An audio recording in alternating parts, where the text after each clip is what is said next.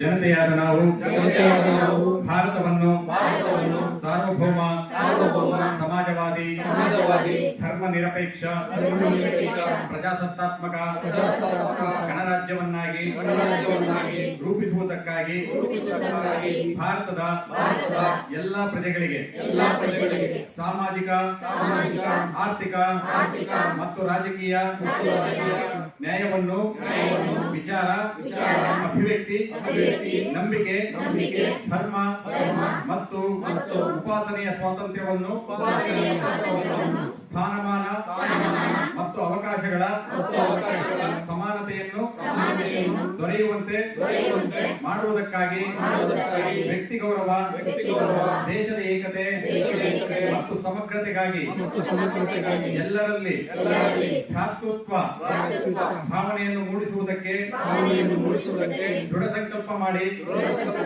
ನಮ್ಮ ಸಂವಿಧಾನ ಸಭೆಯಲ್ಲಿ 1949ನೇ ಇಸವಿಯ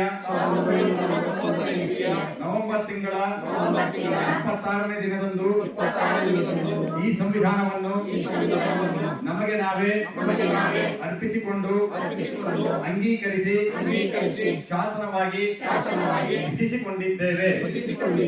ಜೈ ಭಾರತ್, ಜೈ ಭೀಮ್.